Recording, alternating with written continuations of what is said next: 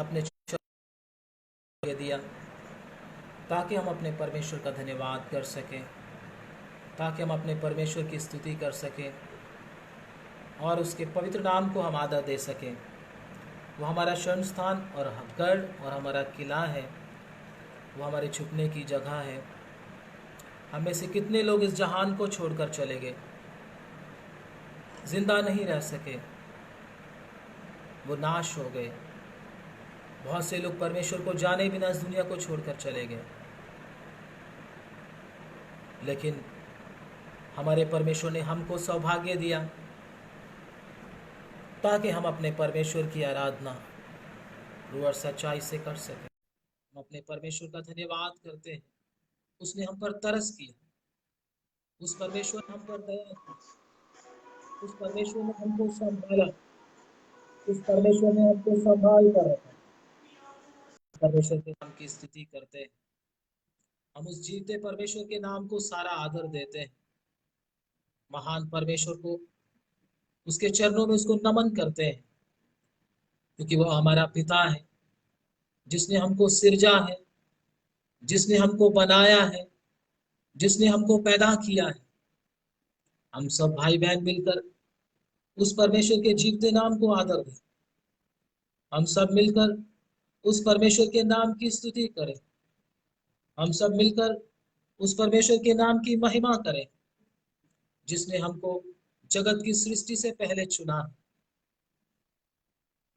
आज हम परमेश्वर के चरणों में जब आए हैं तो बड़ी भक्ति के साथ, बड़े ही भय के साथ, डरते और कांपते हुए उस परमेश्वर की हजूरी में बैठे।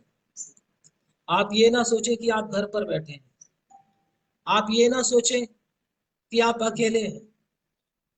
आप ये विश्वास करें कि जिधर आप बैठे हैं उधर कौन खड़ा है।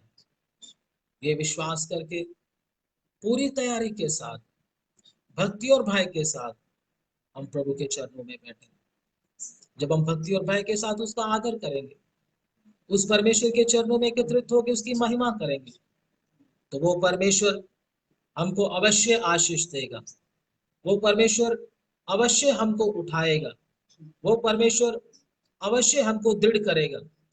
वो परमेश्वर अवश्य हमको स्थिर करेगा। तो हम प्रभु के सामने अपनी अपनी गलतियों को मानकर, अपनी कमियों को मानकर प्रभु के सामने नम्र और दीन हो जाएं। जब दीन और नम्र हो जाएंगे तो हम आराधना कर पाएंगे। Hallelujah, hallelujah. हम में से प्रत्येक जन भक्ति और भय के साथ उस परमेश्वर की उपासना करें।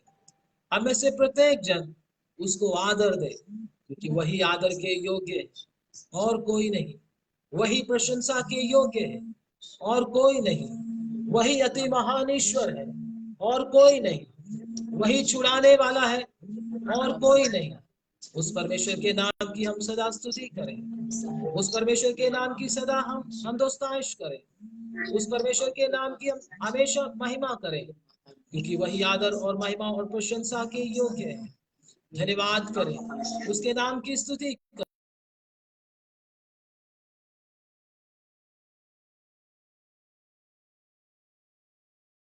क्योंकि वो सच्चा है और जिंदा है और धर्मी है और छुड़ाने वाला है और जीवन देने वाला है।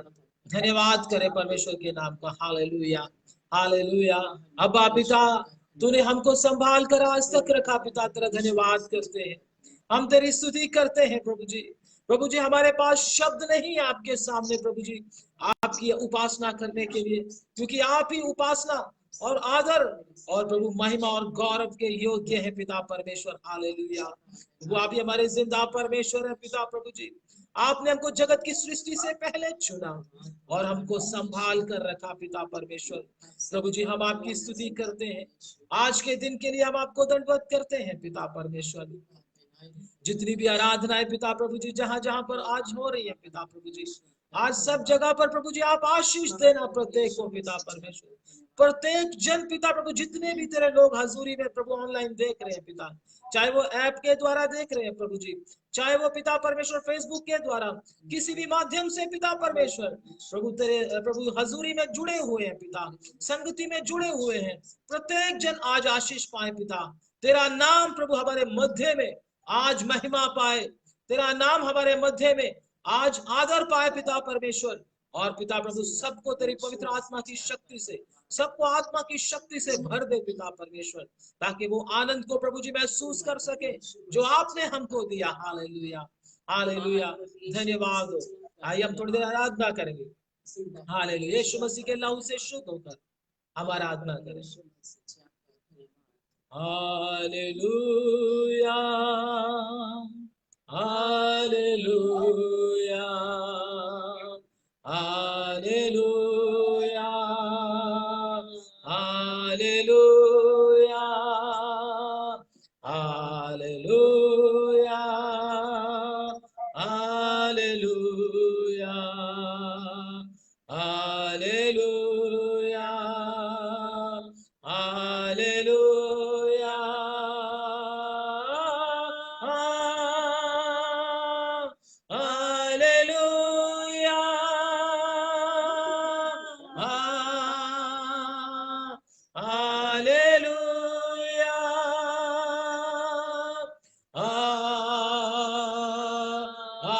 हालेलुया। जीते परमेश्वर के नाम को आदर दें। Hallelujah, hallelujah, hallelujah, hallelujah, hallelujah, hallelujah, hallelujah, hallelujah, hallelujah, hallelujah, hallelujah,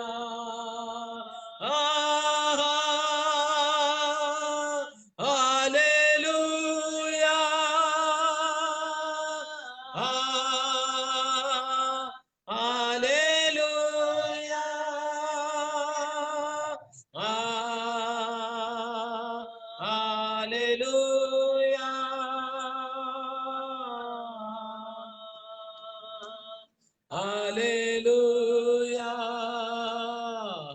hallelujah, hallelujah, hallelujah, hallelujah, है मसीहा तेरा धन्यवाद, है मसीहा तेरा धन्यवाद, हाँ मसीहा तेरा धन्यवाद, है मसीहा तेरा धन्यवाद।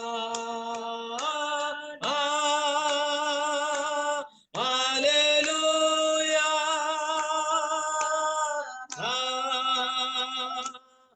हालेलुया,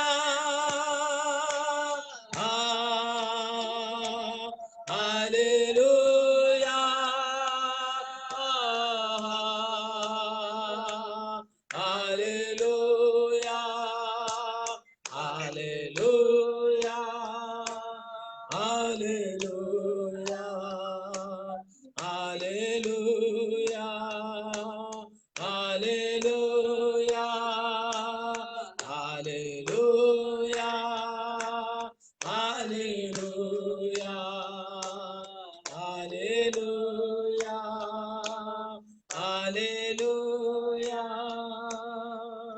धन्यवाद हो, हालेलुया। जीते परमेश्वर का धन्यवाद हो, हालेलुया। हमारे बल प्रभु तेरा धन्यवाद हो, हमारे छुपने की जगह यीशु मसीह आपका धन्यवाद हो, परम पिता परमेश्वर धन्यवाद हो, हालेलुया। स्तुति हो। आइए हम प्रार्थना करेंगे। धन्यवाद आज के गीतों भजनों के लिए प्रार्थना करें। आप सभी लोग ऐप के ऊपर जितने भी लोग हैं, कृपा करके उसको अपने फोन को म्यूट करेंगे। ऐप के ऊपर जितने भी लोग हैं कृपा करके उस अपने फोन को म्यूट करेंगे। ऐप के ऊपर जितने भी फ्री कॉन्फ्रेंस कॉल के ऊपर जितने भी लोग जुड़े हुए हैं कृपा करके अपने फोन को म्यूट करेंगे। सभी लोग म्यूट करेंगे, कोई भी अपने फोन को खुला नहीं रखेगा, क्योंकि आपके फोन खुले हुए हैं सबके। कुछ लोगों के फोन खुले हुए हैं, कृपा करके उसको म्यूट कर लेंगे ताकि किसी को डिस्टरबेंस ना आए। हालेलुया। आइए हम प्रार्थना करेंगे, गीतों भजनों के लिए प्रार्थना करेंगे और गाएंगे हम। धन्यवाद महान यीशु जी, आप सबने हम प्रभु हमें सबको आपने इकट्ठा करने के लिए कृपा दी। आपका धन्यवाद हो प्रभु यीशु मसीह जी। धन्यवाद। महान प्रभु यीशु आप सहायता करें मेरे जिंदा प्रभु यीशु मसीह जी। जहाँ जहाँ भी सब लोग बैठ के आपकी स्तुति आराधना कर रहे हैं मेरे प्रभु यीशु, आप एक एक के साथ हो, एक एक के जीवनों को आप अपने हाथों में लीजिए मेरे प्रभु यीशु मसीह जी। हालेलुया। महान प्रभु यीशु मसीह जी, आपकी स्तुति आराधना करने के लिए आपने कृपा दी जिंदा प्रभु यीशु जी।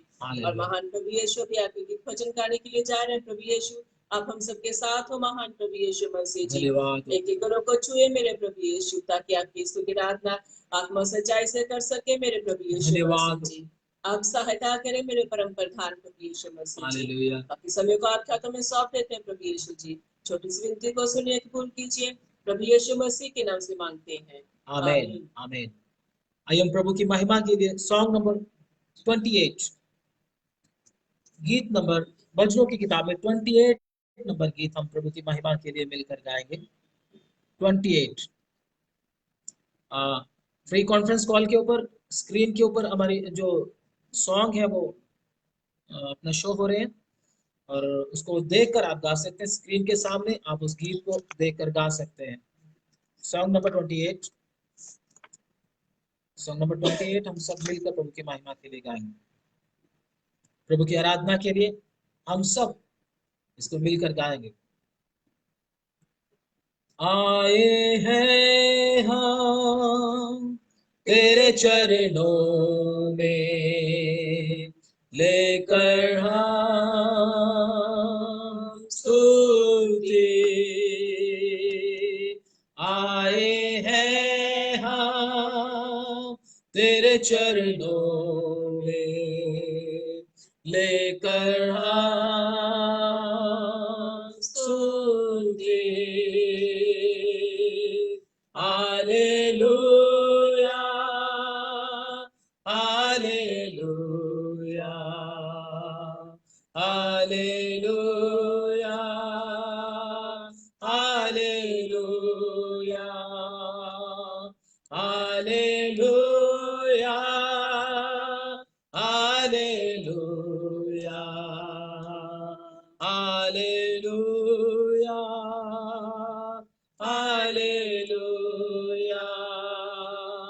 प्यारे मसीहा आशीष दे हमें, आत्मा से तू भर दे हमें। प्यारे मसीहा आशीष दे हमें, आत्मा से तू भर दे हमें। Hallelujah hallelujah hallelujah hallelujah hallelujah hallelujah hallelujah hallelujah. मिलती है हमें तुझसे चंगाया, देता तू हमें पापों से मुक्ति। मिलती है हमें तुझसे चंगाया, देता तू हमें पापों से मुक्ति। Hallelujah hallelujah hallelujah hallelujah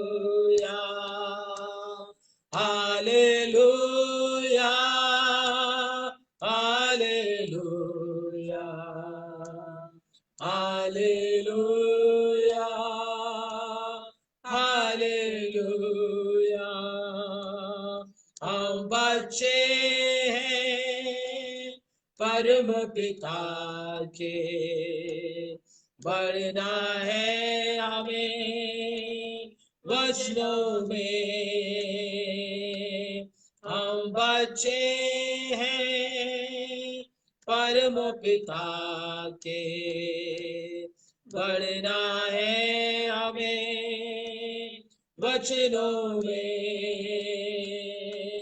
hallelujah, सब गाएंगे। Hallelujah hallelujah hallelujah hallelujah hallelujah hallelujah hallelujah. हम तैयार हैं यीशु तेरे लिए, जल्दी आ तू हमको लेने। हम तैयार हैं यीशु तेरे लिए, जल्दी आ तू हमको लेने।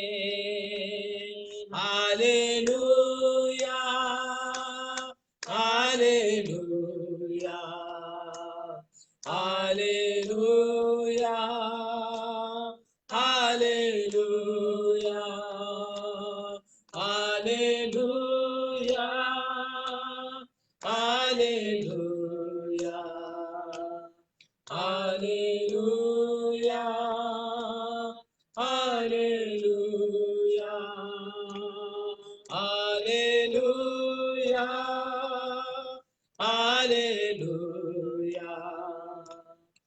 Hallelujah hallelujah. धन्यवाद हो। हालेलुया। मिलती है हमें तुझसे चंगाइयां, देता तू हमें पाप।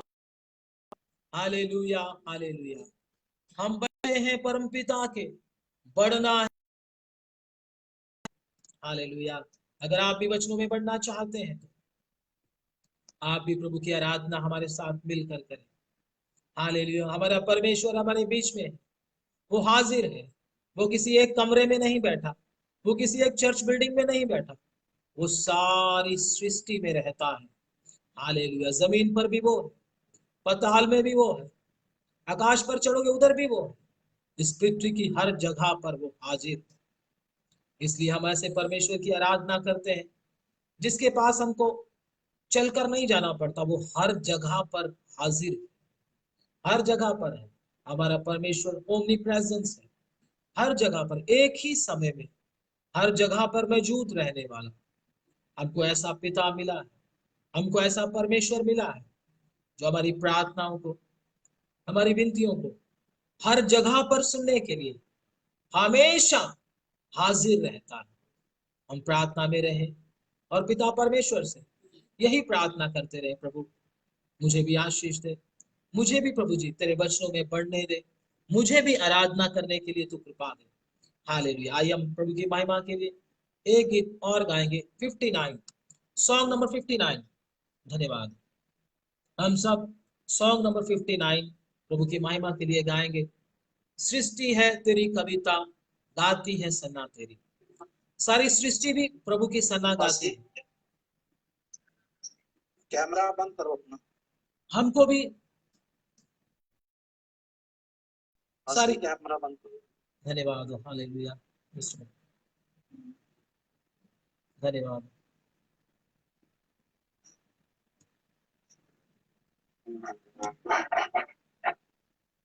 हालेलुया। कैमरा पास जी बंद है पहले से। धन्यवाद। स्तुति। हालेलुया। हाँ, आइए हम गाएंगे। सृष्टि है तेरी कविता, गाती है सना तेरी। जितने लोगों ने अपने कैमरे को ऑन किया, प्लीज सब लोग कैमरा अपना बंद कर ले। क्योंकि कैमरे पे हम लोग ऐप पे नहीं कर रहे। अगर आपने लाइव देखना है तो फेसबुक के ऊपर आप जाकर देख सकते हैं। कॉन्फ्रेंस कॉल के ऊपर हमने कैमरा ऑन नहीं किया हुआ, तो अपना कैमरा सभी लोग बंद कर ले। कैमरे में आपको दिखाई नहीं देगा। फेसबुक के ऊपर आप ऑनलाइन हो सकते हैं, जो जो लोग लाइव देखना चाहते हैं। तो आइए हम प्रभु की महिमा के लिए 59 नंबर गीत हम प्रभु की महिमा के लिए गाएंगे। हालेलुया। सृष्टि है तेरी कविता, गाती है सन्ना तेरी। सृष्टि है तेरी कविता, गाती है सन्ना तेरी। सारी धरा पर गूंजती है निज दिन महिमा तेरी। सारी धरा पर गूंजती है निज दिन महिमा तेरी। सृष्टि है तेरी कविता,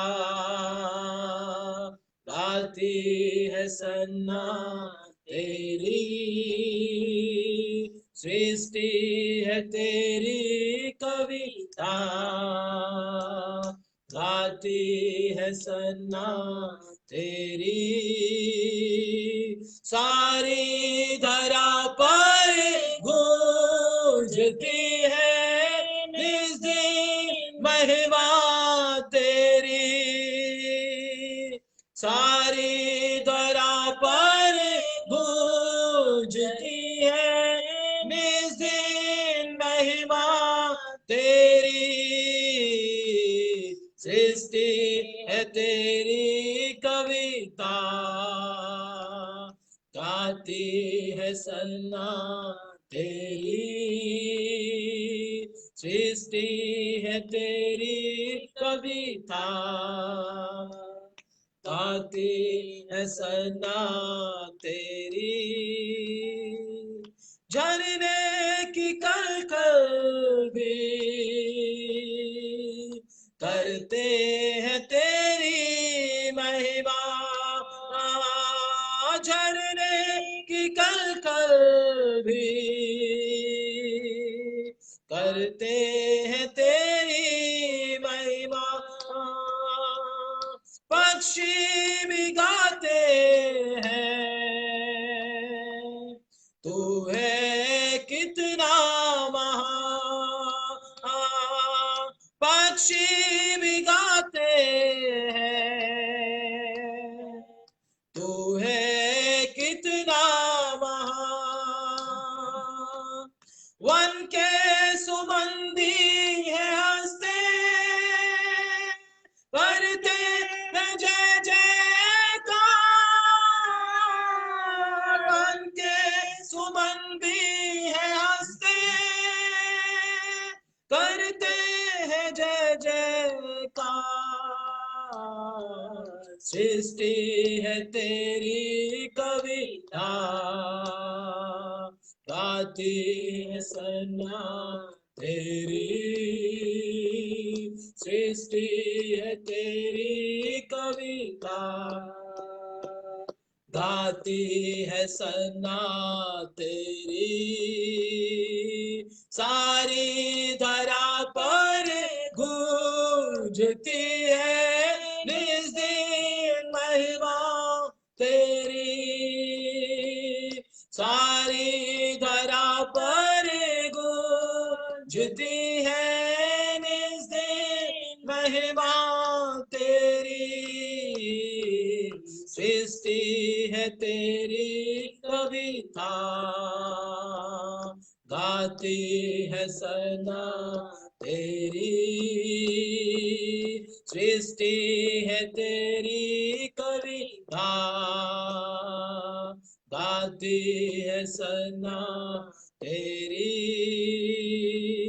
नभ नीलवाए सितारे धरती को करते इशारे। नभ नीलवाए सितारे धरती को करते इशारे, सागर की चंचल मौजें देती है तेरी ही यादें, सागर की चंचल मौजें देती है तेरी ही यादें, ऊंचे शिखर भी है कहते तेरी तरह है अपार, ऊंचे शिखर भी है कहते तेरी कला है अपार, सृष्टि है तेरी कविता, गाती है सना तेरी, सृष्टि है तेरी कविता, गाती है सना तेरी, सारी धरा पर गूंजती है निज दिन महिमा तेरी, सारी धरा पर गूंजती है निज दिन महिमा तेरी, सृष्टि है तेरी कविता, गाती है सना तेरी, सृष्टि है तेरी कविता, गाती है सना तेरी। दाऊद के गीतों में है तेरी प्रशंसा की धारा,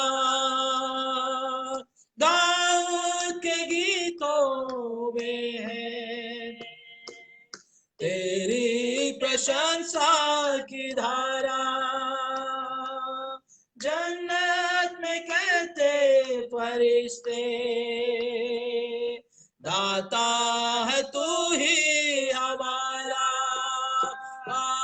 जन्नत में कहते फरिश्ते दाता है तू ही हमारा, सृष्टि के हर एक कण में निखरा है तेरा प्यार, सृष्टि के हर एक कण में निखरा है तेरा प्यार, सृष्टि है तेरी कविता, गाती है सना तेरी, सृष्टि है तेरी कविता, गाती है सना तेरी, सारी धरा पर गूंजती है निज दिन महिमा तेरी, सारी धरा पर गूंजती है निज दिन महिमा तेरी, सृष्टि है तेरी कविता, गाती है सना तेरी, सृष्टि है तेरी कविता, गाती है सना तेरी। धन्यवाद। सृष्टि है तेरी कविता, गाती है सन्ना तेरी, सारी धरा पर गूंजती है निस दिन महिमा तेरी। सारी सृष्टि हमारे परमेश्वर का धन्यवाद करती है, सारी सृष्टि उसकी महिमा करती है, बादल और बिजलियां और सारा ब्रह्मांड उसकी महिमा करता है। एक मनुष्य है जो उसकी महिमा नहीं करता, जो अपनी महिमा चाहता है। मेरे भाइयों, परमेश्वर ने हमको अपनी महिमा करने के लिए नहीं बुलाया, परमेश्वर की महिमा करने के लिए बुलाया है। परमेश्वर की ही आराधना स्तुति करने के लिए हमको बुलाया है। और आगे परमेश्वर हमको अपने साथ बिठाना चाहता है, लेकिन उससे पहले हमको परमेश्वर की आराधना करना है, उसकी हमदोस्ताइश करना है, उसकी हमको स्तुति करना है। अगर आप भी प्रभु की आराधना करेंगे, आप भी प्रभु की महिमा करेंगे, तो प्रभु आपको भी अपने साथ बिठाएगा। अगर आप अपनी ही महिमा करते रहेंगे, तो जैसे लूसीफर अपनी महिमा चाहता था और वो स्वर्ग से नीचे गिराया गया, कहीं हम भी उस बीमारी का शिकार ना हो जाए। तो जब हमको परमेश्वर की महिमा करने का मौका मिला है, तो आइए हम सब मिलकर उस परमेश्वर के नाम की महिमा करें। आइए हम सब मिलकर उसके नाम के गीत गाएं, उसकी स्तुति करें। उसकी स्तुति करने से बंधन खुल जाते हैं, उसकी स्तुति करने से आप आजाद हो जाते हैं और सुनने वाले भी आजादी पाते हैं। तो परमेश्वर की आराधना करना प्रभु को भाता है। परमेश्वर की आराधना करना वेस्ट नहीं है। अगर आप सोचो हम गीत गा रहे हैं, समय वेस्ट कर रहे हैं, ऐसा नहीं है। परमेश्वर की आराधना करने से आपके सारे बंधन खुल जाते हैं, आप सुनने वाले भी आजाद हो जाते हैं। जैसे पौलुस और सिलास जेल में रात के समय में प्रभु की महिमा कर रहे थे, प्रभु के गीत गा रहे थे, और गीत गाते गाते एक बड़ा भूकंप आ गया और उनके बंधन खुल गए, और साथ में जो बैठे थे वो भी आजाद हो गए, और जेल के दरवाजे भी खुल गए और वो पूरी तरह से आजाद हो गए। इसी प्रकार आज भी उस काली रात में, जबकि बहुत लोग बंधनों में पड़े हुए हैं, बहुत लोग कोरोना वायरस के डर की वजह से चुपचाप घर में दुबक कर बैठे हुए हैं, हमको भी उस काली रात में जिसमें पाप और शैतान का राज चल रहा है, शैतान दुनिया के ईश्वर ने बहुत लोगों को बांध कर रखा हुआ है, आइए हम भी उस काली रात में उस परमेश्वर की आराधना करें, ताकि हमारे पड़ोसी और हमारे साथ बैठे हुए लोग और सब सुनने वाले लोग आजाद हो सके, वो भी परमेश्वर को पहचान सके, उनके प्राण भी बच जाएं। प्रभु ने हमको इसलिए भेजा है ताकि हम दूसरों को भी परमेश्वर का वचन पहुंचाएं, हम उसकी सेवा करें। धन्यवाद। आइए हम उस परमेश्वर की महिमा के लिए एक और गीत गाएंगे, और गीत हम इस प्रकार गाएं, आत्मा से भी गाएं, बुद्धि से भी गाएं, ताकि सुनने वाले सब आशीष पाएं। धन्यवाद। आइए हम गीत गाएंगे प्रभु की महिमा के लिए। यीशु तू है महान, तेरी जय तेरी जय। सॉन्ग नंबर 66, भजनों की किताब जो हमारे पास है उसमें 66, यीशु तू है महान, तेरी जय तेरी जय तेरी जय। जब तक हमारे प्राण हमारे शरीर के अंदर है, हमारे श्वास हमारे शरीर के अंदर है, तब तक हम यीशु मसीह की जय कहते रहेंगे। तेरी जय तेरी जय तेरी जय। आइए हम सभी प्रभु की महिमा के लिए मिलकर गाएंगे। स्क्रीन पर देखकर आप, जो हमारे पास ऐप है, स्क्रीन पर देखकर आप गा सकते हैं, जिनके पास भजनों की किताब नहीं है। तो आइए हम गाएं। यीशु तू है महान, तेरी जय तेरी जय तेरी जय। तू जो आया मेरे जीवन में, लेके मुक्ति लेके प्यार। यीशु तो है महान, तेरी जय तेरी जय तेरी जय। मैं पाप में डूबा, ऐसा डूबा ऐसा डूबा, आँखों में थे आंसू, सबने छोड़ा सबने छोड़ा, पर तू आया मेरे जीवन में, लेके मुक्ति लेके प्यार। यीशु तो है महान, तेरी जय तेरी जय तेरी जय। तू जो आया मेरे जीवन में, लेके मुक्ति, लेके प्यार। यीशु तो है महान, तेरी जय, तेरी जय, तेरी जय। मैं दुनिया की भीड़ में तुझे ढूंढता था, नफरत और मतलब की दुनिया में मैं घूमता था, पर तू आया मेरे जीवन में, लेके मुक्ति, लेके प्यार। यीशु तू है महान, तेरी जय, तेरी जय, तेरी जय। तू जो आया मेरे जीवन में, लेके मुक्ति, लेके प्यार। यीशु तू है महान, तेरी जय, तेरी जय, तेरी जय। एक बार फिर से गाएंगे। मैं पाप में डूबा, ऐसा डूबा, ऐसा डूबा,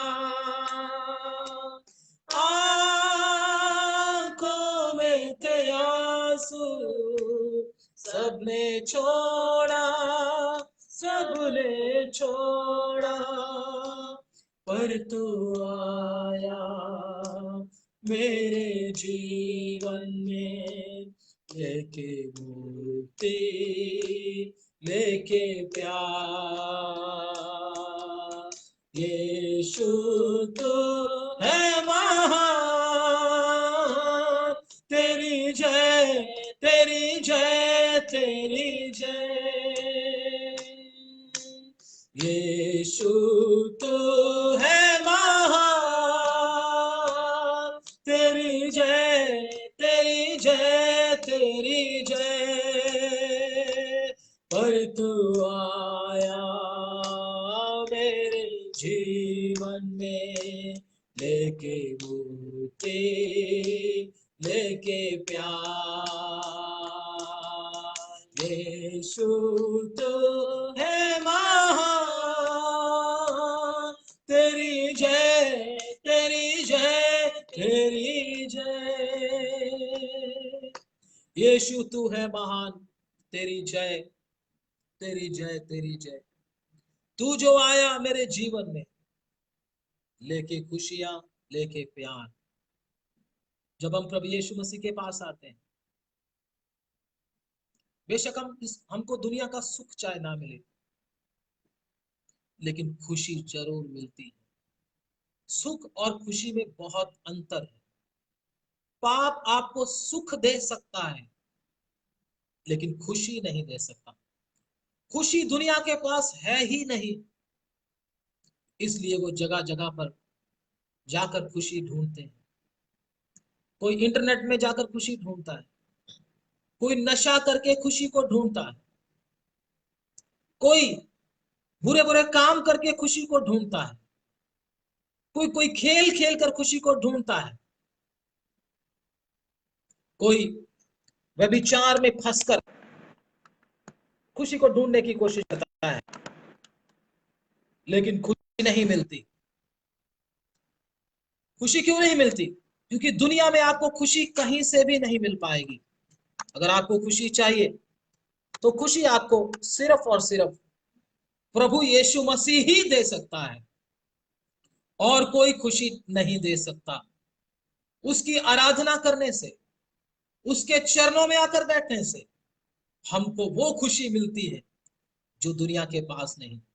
दुनिया के पास साधन है, दुनिया के पास पैसा होगा, दुनिया के पास इज्जत मान सम्मान सब कुछ होगा, नेम एंड फेम सब कुछ होगा, लेकिन उनके पास खुशी नहीं।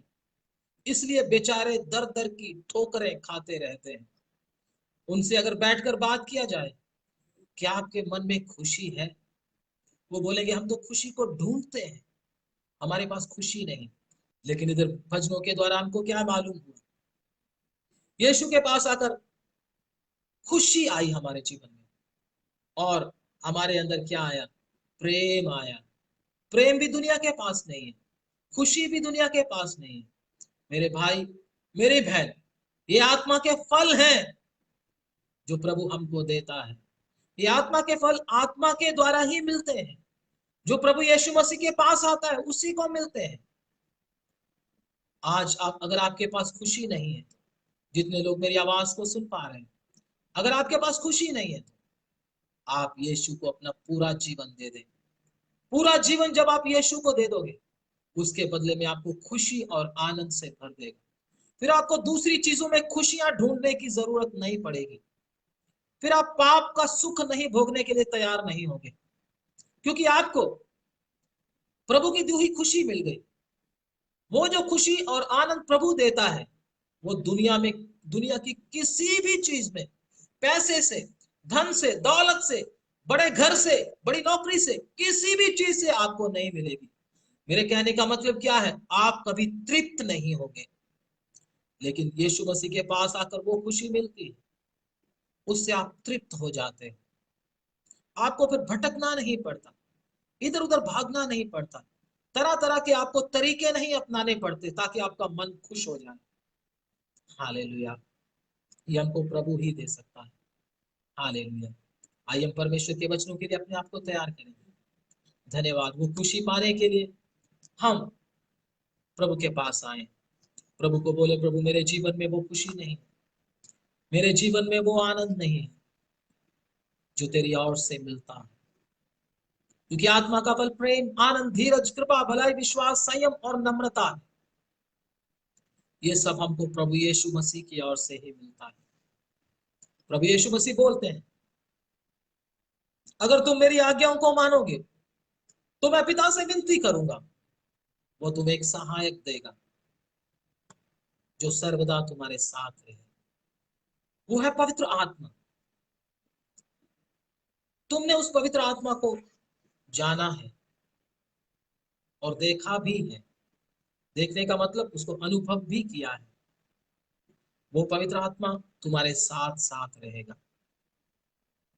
ये दुनिया आपको वो नहीं दे सकती जो पवित्र आत्मा आपको दे सकता है।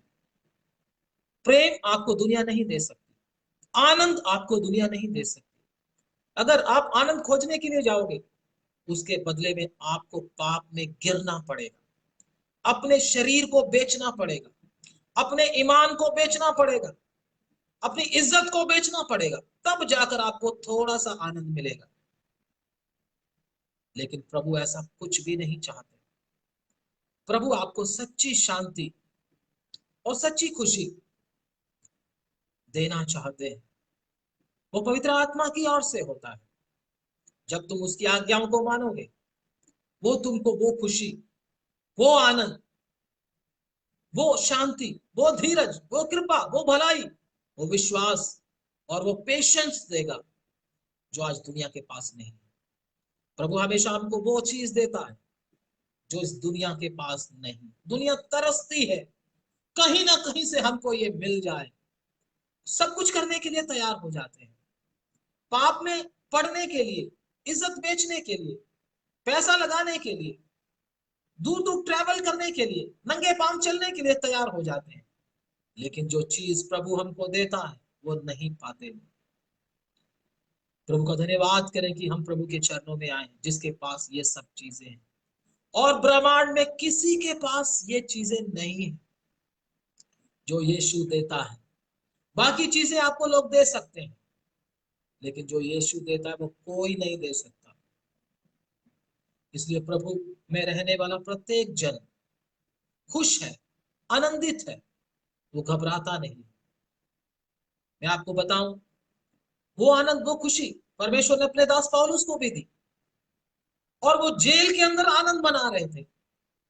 हथकड़ियां लगी हुई है, काट में ठुके हुए हैं, और आधी रात का समय है, परेशानी में है, शरीर में दर्द हो रहा है, लेकिन फिर भी आनंद मना रहे हैं।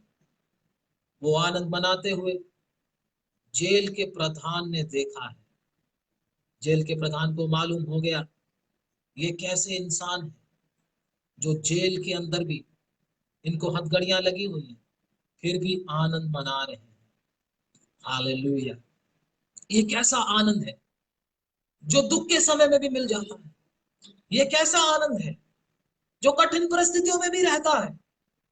ये आनंद हमारा प्रभु हमको देता है और कोई दे नहीं सकता। अगर कोई और जन जेल में होगा तो वो रोएगा, वो चिल्लाएगा, सहायता के लिए विनती करेगा, लेकिन पौलुस और सिलास को, प्रभु के दासों को जेल में आनंद मनाते हुए उस अन्य जाति जेल के जो अधिकारी ने देखा है, वो अचंभित हो गया। वो बोला ये कैसा आनंद है जो जेल में भी मनाया जा सकता है। हालेलुया। वो आनंद हमारा प्रभु हमको भी देना चाहता है। हालेलुया। यीशु मसीह के पास आकर वो आनंद मिलता है। अगर आपको वो आनंद नहीं मिला, हम सबको वो आनंद पाने के लिए प्रभु के चरणों में बैठना होगा। प्रभु को बोलना होगा वो आनंद मुझे भी दे। प्रभु मैं तो छोटी सी बात से परेशान हो जाती हूँ, मैं तो छोटी सी बीमारी से परेशान हो जाती हूँ, छोटी सी घर में तंगी आ जाए मैं रोने लग जाती हूँ, मैं डर जाती हूँ प्रभु, लेकिन मेरे अंदर वो आनंद नहीं जो तेरे दासों के अंदर था, जो तेरे वचन में मेंशन किया गया है। वो आनंद मेरे अंदर नहीं। मैं घबरा जाती हूँ, मैं प्रभु जी बुड़बुड़ाने लगती हूँ, बुड़बुड़ाने लगता हूँ। प्रभु आज मेरे अंदर भी वो आनंद है। पौलुस और सिलास बुड़बुड़ा नहीं रहे, घबरा नहीं रहे, रो नहीं रहे, जेल के अंदर बैठे भी आनंद मना रहे हैं। कितना अद्भुत वो आनंद है जो कठिन परिस्थितियों में भी परमेश्वर के लोगों को आता है।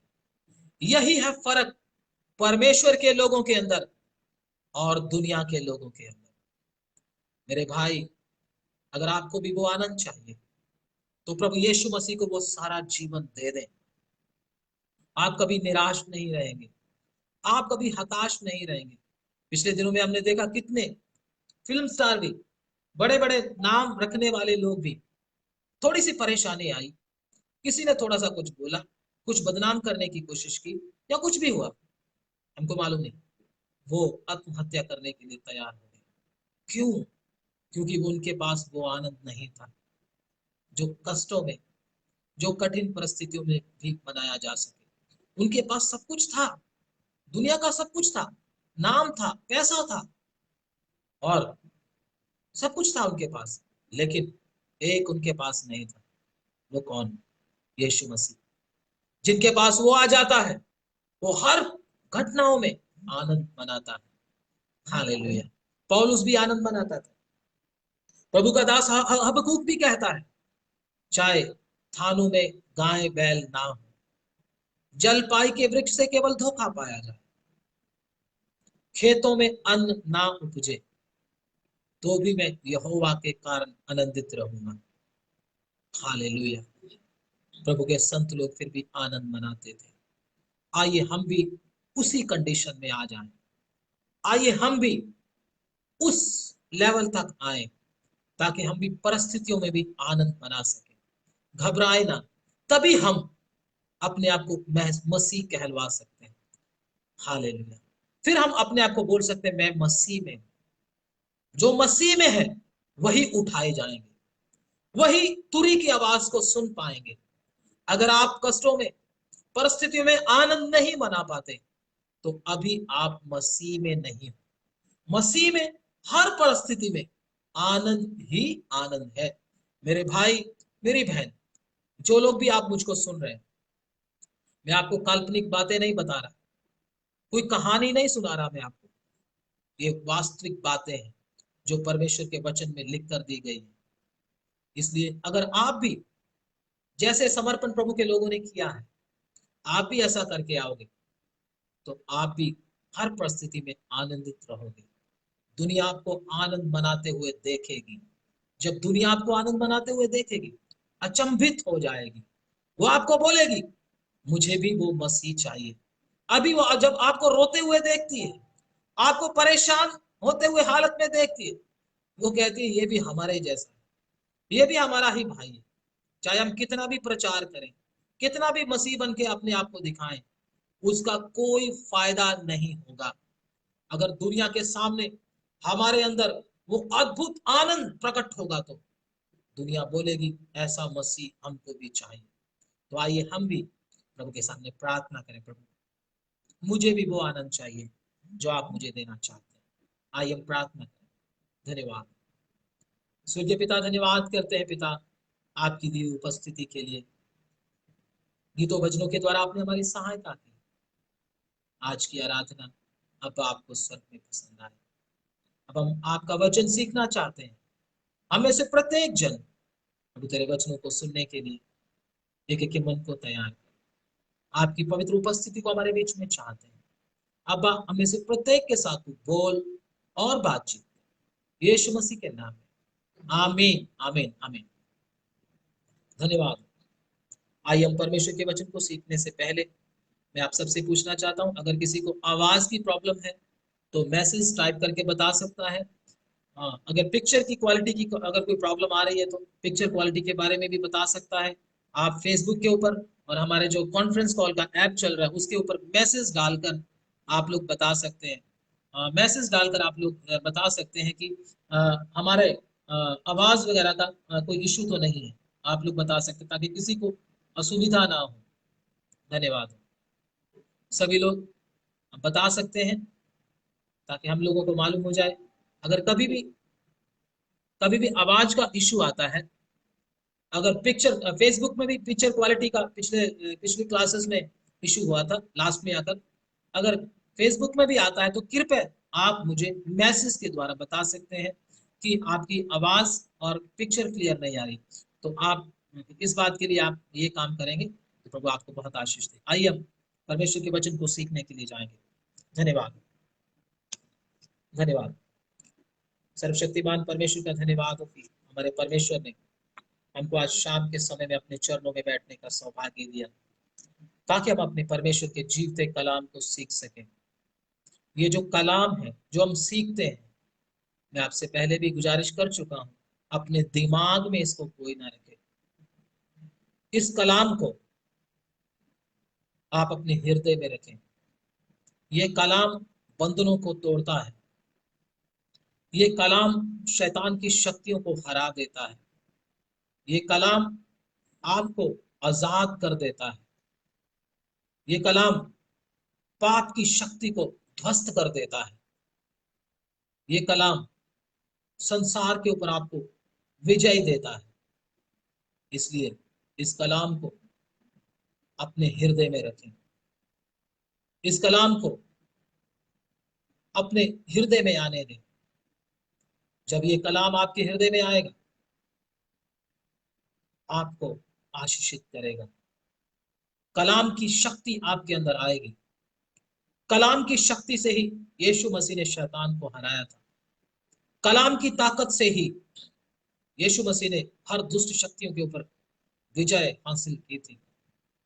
अगर हमको भी और प्रभु के सब संतों ने, पौलुस, पतरस, जितने भी प्रेरित थे और पहली सदी की कलीसिया थी, सबने कलाम के द्वारा ही जय पाया। आप अपने शोर मचाने से, आप अपनी अन्य भाषा से आप शैतान और पाप के ऊपर विजय नहीं हो सकते। कृपया आप कलाम की ताकत को समझें और उस कलाम को अपने अंदर आने दें। हालेलुया।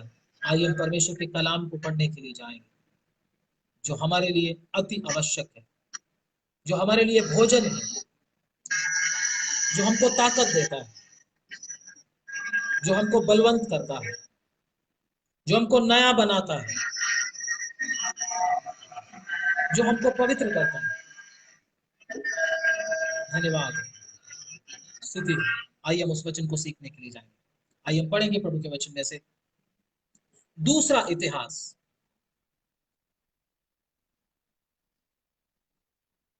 इतिहास का किताब,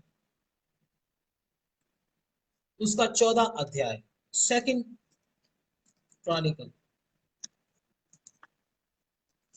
चैप्टर 14 दूसरा इतिहास हम सब प्रभु के वचन में से निकालेंगे।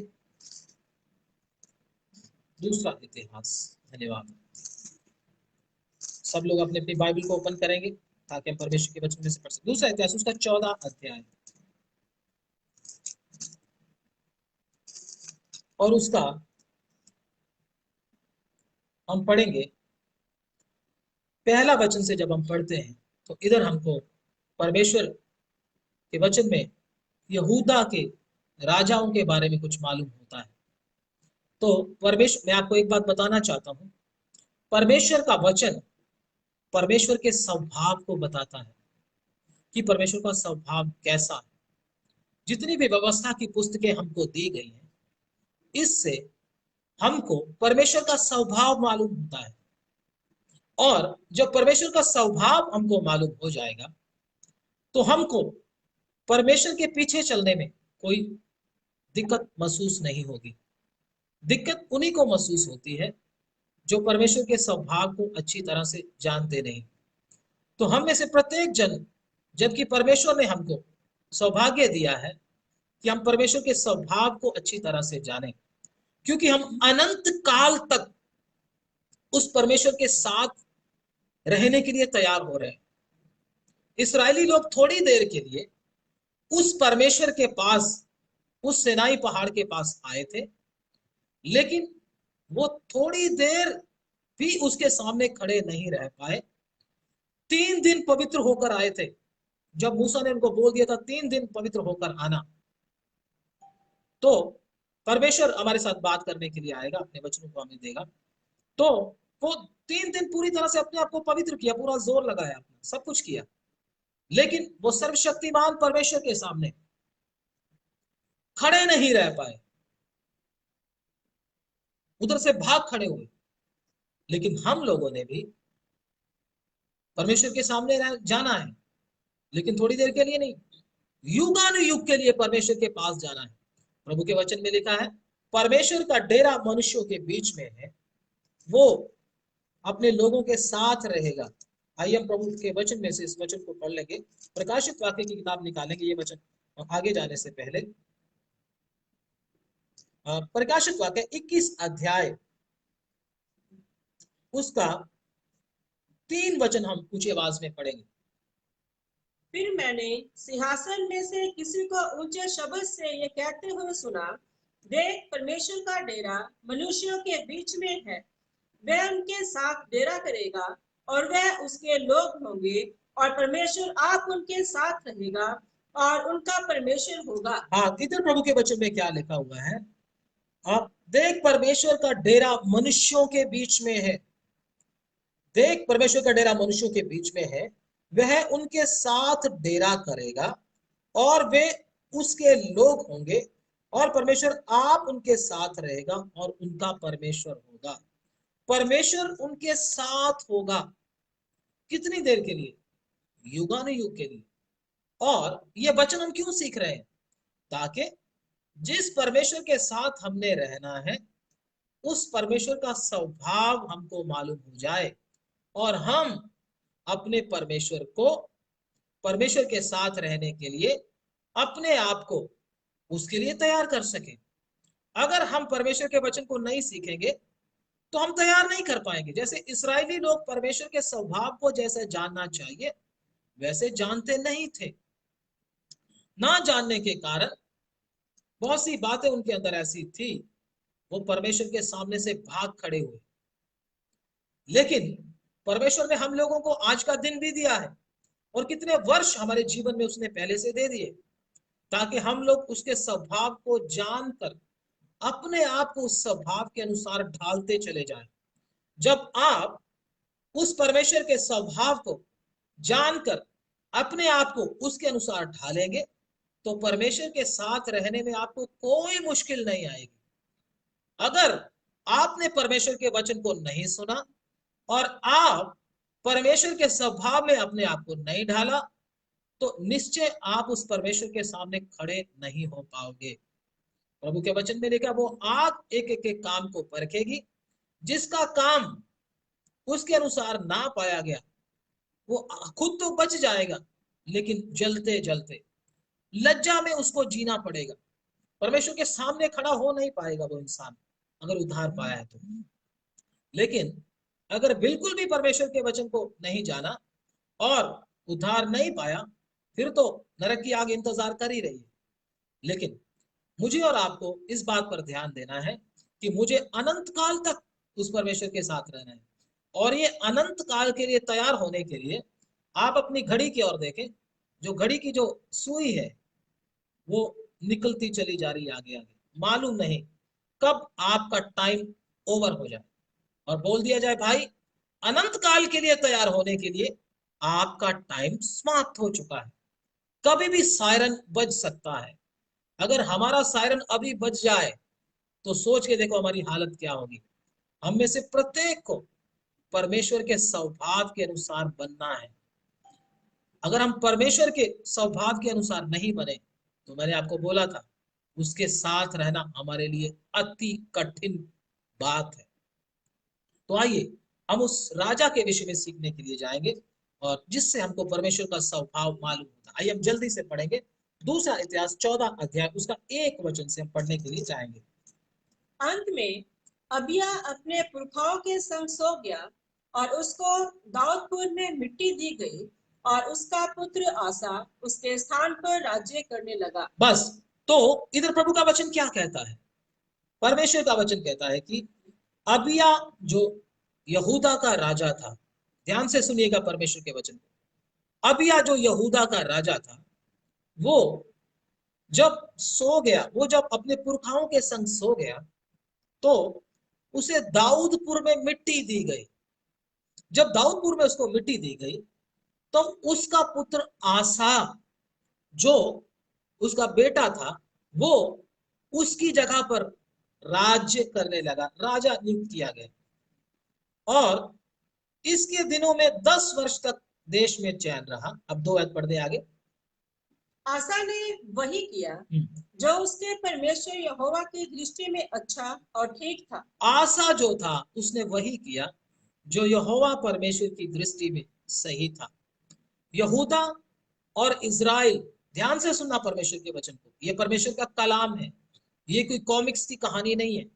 अगर आप इसको ध्यान से सुनोगे आपके हृदय में जाकर ये आपके हृदय को शुद्ध कर देगा, आपके अंदर से हर प्रकार के शक को निकाल देगा। तो ध्यान से सुनिएगा। तो जब इसका पिता अबिया मर गया तो क्या हुआ? आसा उसके स्थान पर क्या किया? राजा नियुक्त किया गया। और नंबर 2 जब हम पढ़ते हैं, आसा ने वही किया जो उसके परमेश्वर यहोवा की दृष्टि में अच्छा और ठीक था। मैं आपको पहले भी बता रहा था कि इजराइल और यहूदा पहले इकट्ठे थे, लेकिन सुलेमान के पुत्र रहुब्याम के समय में इजराइल और यहूदा दोनों दो हो गए, मतलब अलग अलग हो गए। क्योंकि इसराइल के अगर हम देखें तो सुलेमान का पुत्र रहुब्याम का व्यवहार प्रजा के साथ अच्छा नहीं था। अच्छा व्यवहार ना होने के कारण उन लोगों ने बोला हम आपके अधीन नहीं रहेंगे। तो इसराइल और यहूदा एक दूसरे से अलग हो गया।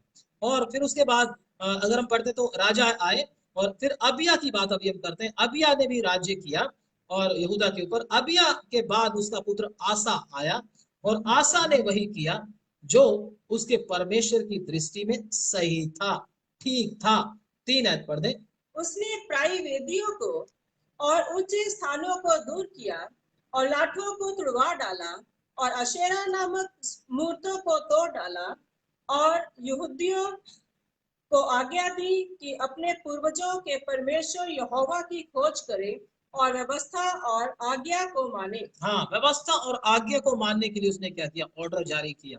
सभी लोग अपने परमेश्वर की आज्ञा को मानेंगे, सभी लोग व्यवस्था को मानेंगे, सभी लोग परमेश्वर के पीछे चलेंगे करके उसने बोल दिया। तो आगे उसने ऊंचे स्थानों और सूर्य की प्रतिमाओं को यहूदा के सब नगरों में से दूर किया और उसके सामने राज्य में चैन रहा। उसके सामने राज्य में क्या रहा? चैन रहा। बहुत सारे काम परमेश्वर के चुने हुए इस इस्राएल के चुने हुए राजा ने ये किए, बहुत अच्छे अच्छे काम किए, अपने परमेश्वर को खुश करता रहा ये। और अब हम आगे पढ़ेंगे इस वचन को। 7 से पढ़ ले। उसने यहूदियों से कहा, जी आओ हम इन नगरों को बसाएं और उनके चारों ओर शहरपनाह, गढ़ और फाटकों के पल्ले और बेड़े बनाएं। जी देश अब तक हमारे सामने पड़ा है, क्योंकि हमने अपने परमेश्वर यहोवा की खोज की है। हमने उसकी खोज की जी और उसने हमको चारों ओर से विश्राम दिया है। जी तब उन्होंने उन नगरों को बसाया जी और समृद्ध हुए।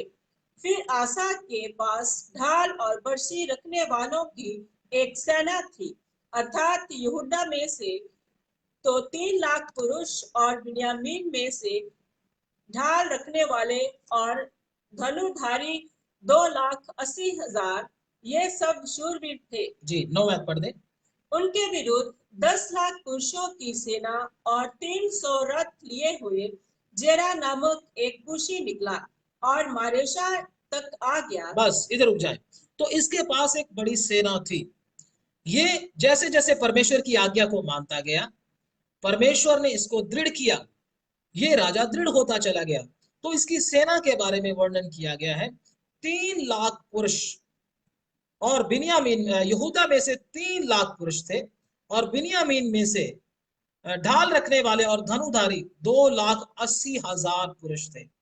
मतलब 5,80,000 की इसके पास सेना है, जो कि सब शूरवीर हैं, लड़ाई करने वाले हैं, युद्ध में वीर हैं। इतनी बड़ी सेना इसके पास थी और ये परमेश्वर का धन्यवाद किया करते थे, परमेश्वर की सब आज्ञाओं को माना करते थे।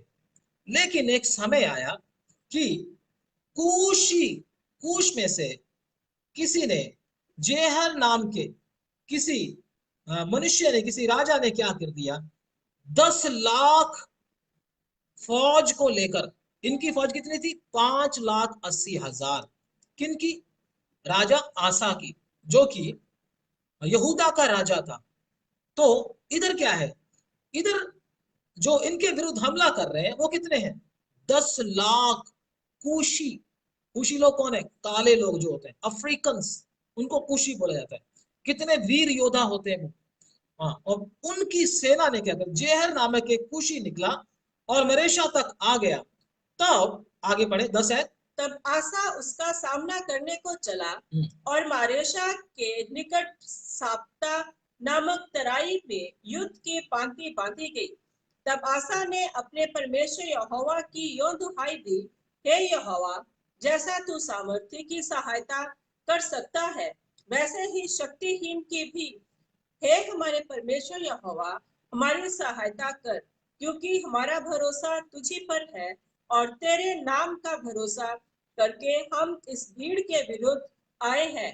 हे यहोवा, तू हमारा परमेश्वर है, मनुष्य तुझ पर प्रबल ना होने पाएगा। इधर जब इतने 10 लाख लोगों की भीड़ आकर इनके सामने खड़ी हो गई, तो राजा आसा क्या करने लगा, परमेश्वर की दुहाई देने लगा, हे परमेश्वर, हमको क्या कर ले, बचा ले।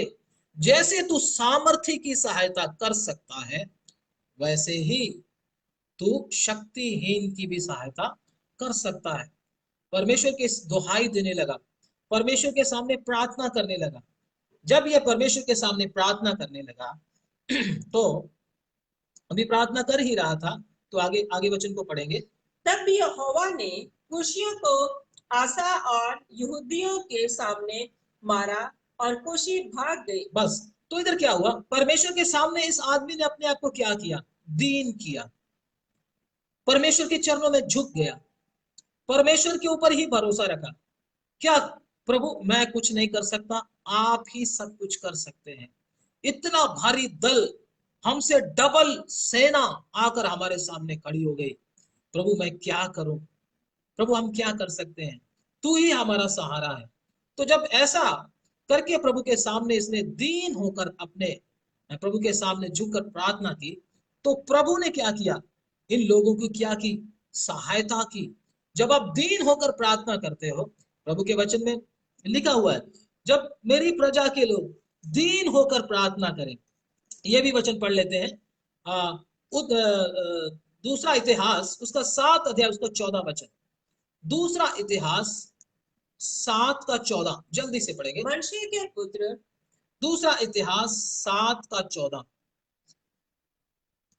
जल्दी से पढ़ेंगे। दूसरा इतिहास 7:14, सेकंड क्रॉनिकल चैप्टर 7 वर्स 14। तब यदि मेरी प्रजा के लोग जो मेरे कहलाते हैं, यदि मेरी प्रजा के लोग जो मेरे कहलाते हैं दीन होकर प्रार्थना करें, दीन होकर प्रार्थना करें और मेरे दर्शन के खोजी होकर, और मेरे दर्शन के खोजी होकर अपनी बुरी चाल से फिरे, हाँ, तो मैं स्वर्ग में से सुनकर उनका पाप क्षमा करूंगा, स्वर्ग में से सुनकर उनका पाप क्षमा करूंगा, और उनके देश को ज्यों का त्यों कर दूंगा। उनके देश को ज्यों का त्यों कर दूंगा। स्वर्ग में से उनकी प्रार्थना, किसकी प्रार्थना सुनेगा? जो दीन होगा। हमारी प्रार्थना प्रभु कई बार क्यों नहीं सुनते? उसका कारण क्या है? हम परमेश्वर के सामने दीन नहीं होते, क्योंकि बहुत सी बातों के अंदर हमारे मन में घमंड है।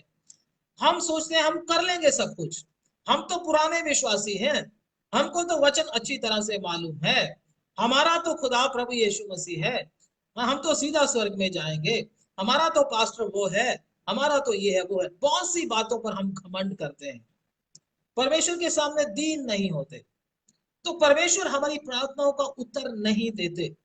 परमेश्वर सिर्फ उन्हीं की प्रार्थनाओं का उत्तर देते हैं जो उसके सामने दीन होते हैं। दीन होने का मतलब पूरे का पूरा भरोसा किसके ऊपर? परमेश्वर के ऊपर। हम में से बहुतों को अपनी बुद्धि के ऊपर बहुत भरोसा है, अपने ज्ञान के ऊपर, अपनी चतुराई के ऊपर बहुत भरोसा है। ये भरोसा होने के कारण अपनी ताकत के ऊपर बड़ा भरोसा है। ये अपनी पढ़ाई लिखाई के ऊपर हम लोगों को बहुत लोगों को हम में से भरोसा है। मैं बहुत पढ़ा लिखा हूं, मैं बहुत समझदार हूं, मुझे बहुत ज्ञान है। इसलिए इस गंदगी को परमेश्वर जब हमारे अंदर देखते हैं तो वो हमारी प्रार्थना को नहीं सुनते और उसका उत्तर भी नहीं मिलता। परमेश्वर उसी की प्रार्थना का उत्तर देता है जो दीन होकर परमेश्वर के सामने क्या करता है? प्रार्थना करता है और बोलता है, प्रभु अब मेरा तो कोई बस इस पे नहीं चलता, मैं इस पर जयवंत नहीं हो सकता, आप ही मुझे जयवंत कर सकते हैं। पूरी तरह से प्रभु के ऊपर डिपेंड। यार पानी में डूबने वाला डूबता क्यों है? क्योंकि वो क्या करता? खुद हाथ पैर मारता है, इसलिए वो डूब जाता है। लेकिन जब तैराक जब तैरना सीख जाते हैं तो अपने शरीर को जब ढीला छोड़ देते हैं तो वो डूबते नहीं है। क्यों? क्योंकि वो पूरे का पूरा किसके ऊपर डिपेंड होते हैं? पानी के ऊपर। अपने शरीर को उस तरीके से कर लेते हैं कि वो डूबेंगे नहीं। मतलब उनको इतना विश्वास हो जाता है, कॉन्फिडेंस हो जाता है कि वो डूबते नहीं। तो ज्यादा हाथ पैर मारने वाले शुरू शुरू में क्या करते हैं? वो डूबने लगते हैं। मुर्दे को भी आप देखो, मुर्दा भी क्या लगता है? पहले पहले शुरू शुरू में जब हाथ मारता है आदमी वो डूब जाता है, लेकिन मरने के बाद क्या हो जाता है? पानी के ऊपर खुद ही ऐसे तैरने लगता है। सेम ऐसे ही हमको क्या है? अपने ऊपर भरोसा छोड़कर पूरे का पूरा भरोसा किसके ऊपर रखना है? प्रभु के ऊपर भरोसा रखना। तभी आप अपने जीवन में जीत पा सकते हो, पाप के ऊपर जयवंत हो सकते हो, शैतान के ऊपर जयवंत हो सकते हो, अपनी बुरी आदतों के ऊपर जयवंत हो सकते हो। हर चीज के ऊपर आपको क्या मिलेगी? जय मिलेगी। पाप, शारीरिकता, संसार और शैतान, सब चीजों के ऊपर आपको परमेश्वर क्या दे सकता है? जय दे सकता है। लेकिन कमी किधर है? हम अपने ऊपर क्या करते हैं? अपने ज्ञान, अपनी बुद्धि, अपनी पढ़ाई, अपने पैसे, अपने हर चीज के ऊपर क्या करते हैं? घमंड करते हैं। घमंड अंदर होने के कारण परमेश्वर हमारी सहायता नहीं करता। राजा कितना सामर्थ्य है लेकिन फिर भी अपने ऊपर घमंड नहीं कर रहा, और क्या हो रहा है? परमेश्वर के सामने दीन कर रहा है। तो आगे पढ़े उस वचन को, 14 का। हम कितना पढ़ रहे थे? 13। हाँ पढ़ ले। आसा और उसके संग के लोगों ने जी उनका पीछा ग्राह तक किया, जी और इतने कुशी मारे गए कि वे फिर सिर न उठा सके, क्योंकि वे यहोवा और उसकी सेना से हार गए। यहोवा और उसकी सेना से हार गए। सर्वशक्तिमान परमेश्वर खुद कूशियों के विरुद्ध में अपने लोगों के साथ होकर लड़ने लगा। बेशक कूशियों की सेना इस प्रभु के जो इसराइल का, जो यहूदा का राजा है, उस राजा की सेना से ज्यादा थी, लगभग डबल थी। हो सकता है इनसे ज्यादा वो शूरवीर भी हो, लेकिन यहोवा परमेश्वर इनके साथ होकर लड़ने के कारण क्या हो गया? ये लोगों ने कूशियों को मार भगाया। कितने कूशी मारे गए। इन लोगों ने कभी सोचा भी नहीं था कि हम इतने लोगों को मार डालेंगे, हम कैसे इनको जीत पालेंगे। उन लोगों ने भी इनको तुच्छ समझा होगा। ये तो 5,80,000 लगभग लोग हैं, ये हमारा क्या कर लेंगे, कुछ नहीं कर सकते, हम अभी इनको क्या कर देंगे, हरा देंगे। उन्होंने ऐसा सोचा होगा, लेकिन उनके मन में ये विचार आ रहा होगा, लेकिन उनको ये नहीं पता था इनके साथ लड़ने वाला सेनाओं का यहोवा है। जब परमेश्वर के दास ने अपने आप को दीन कब कर सकते हैं आप अपने आप को? जब परमेश्वर के ऊपर भरोसा रखते हैं। परमेश्वर के ऊपर भरोसा रखे बिना आप अपने आप को दीन कर नहीं सकते। जब आपका भरोसा प्रभु के ऊपर होगा, तभी आप अपने आप को सरेंडर करोगे, तभी आप परमेश्वर के सामने दीन बनोगे। नहीं तो आप परमेश्वर के सामने दीन बन नहीं सकते।